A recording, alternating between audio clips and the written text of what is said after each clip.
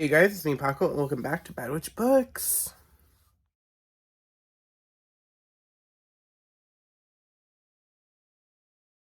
If I sound weird today, I am fighting a cold. I'm on the winning side of it, but I do have like a stuffed nose a little bit and a cough. So if I sound off, that's why. But today we're going to be going over my December reads. I read 5 books in December. They were all sequels or series, like continuers. I think they were all third. One was the third book. So all sequels. So it was like the month of the sequels. And they all kind of have like a bluish color palette. I mean, like 2 are reddish, but like all the covers are kind of like color coded, which I didn't plan, which is nice. But let's get started. So the first book I read this in December was the sequel to A Storm of Wrath and Ruin, which was a poem of Storm and Silence by Roseanne A. Brown. Look at the cover. Here she is. It's all pretty. But this is the second book to A Storm of Wrath and Ruin. So it takes place directly after that. I don't want to get too much into the plot because of spoilers. But I really enjoyed it. I will say that the author put the characters through it. I was listening to this audiobook at just like, damn, more shit just kept happening. Malik went through it. The princess Zahari, what is her name? I read this at the beginning of Karina. I don't know why I thought it started with a Z. They went through it. They went through it, but it was really good and like emotionally rewarding at the end. I really enjoyed it. I was listening to the audiobook, which was a really good audiobook too. So this book gets 5 out of 5 stars. This is my last 5-star read of the year. So my best favorite read of the month. The next book I read is the sequel to All the Stars and Teeth, which is It's All the Tides of Fate by Adrienne Grace. This takes place like a couple months after the events of the first book, where our girl is trying to become the queen of the kingdom.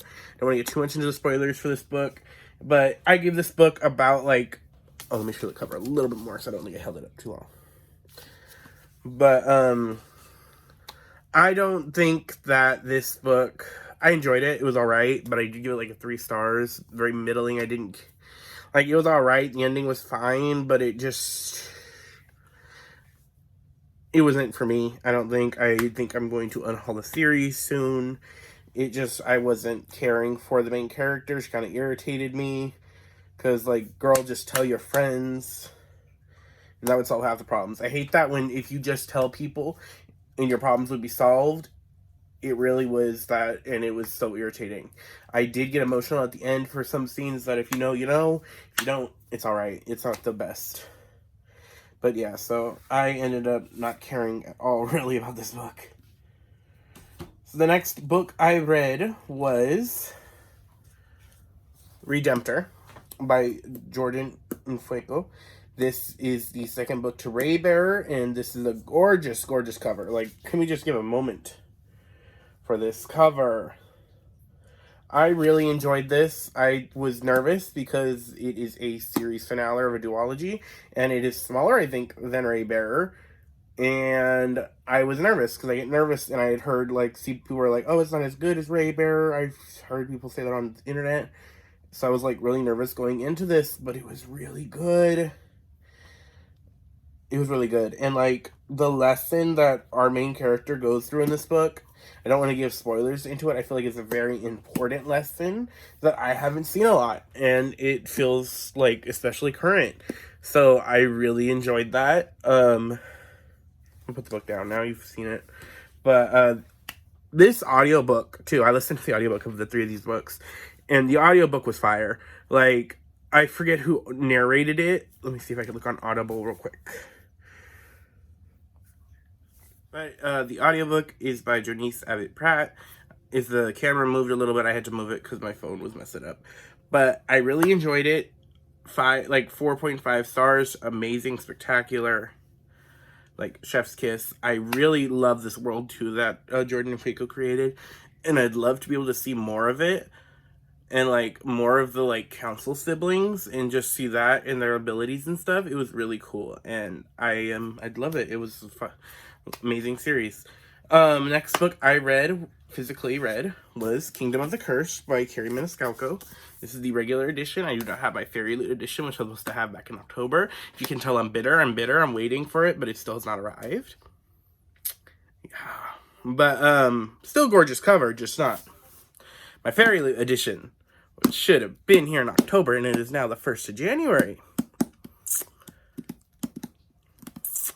Still bitter about it. But this is the second book to Kingdom of the Wicked, and this takes place basically all in hell. I don't know if that's a spoiler for the first book, but I enjoyed it mostly. Like, I want to give it a 4 stars, but also I kind of went back and forth between 4 and 3.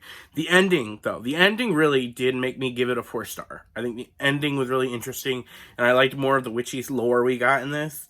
But what happened to the plot of the book? Because, like, I feel like the plot of this book turned basically into, went into a smutty romance real quick. And, like, or pining. And I love pining, and I love, like, some smutty sexual tension. But that is what this book turned into. And the plot, I was like, where is the plot of the book? Like, what happened?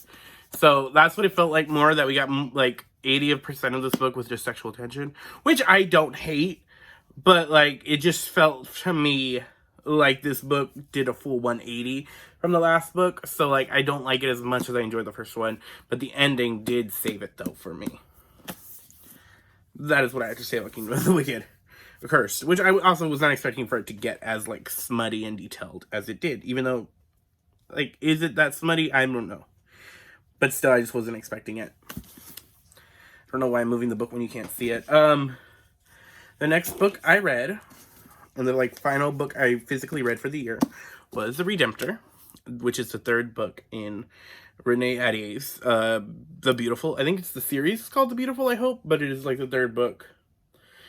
The second book was The Damned. If you remember from last year, I love The Damned. The Damned was 5-star reads. It was one of my top 3 favorite books of the year of 2020. So I was kind of disappointed for this. I still enjoyed it. Like, this is a 3.75. Like, it is almost a 4-star.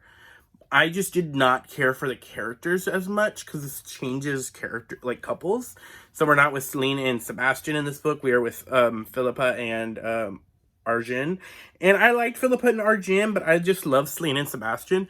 And if we had gotten any other couple, there's, like, other couples that I would love to see. Like, I really want to see the book about, I think her name is Hortense. She's the, like, kind of the boss lady, female vampire of Sebastian's vampire family. Or Odette, of course. I would have loved to see an Odette book. So I was kind of disappointed. And then also, this book takes place majority in the Fae world, like with the fairies. And I love the Fae.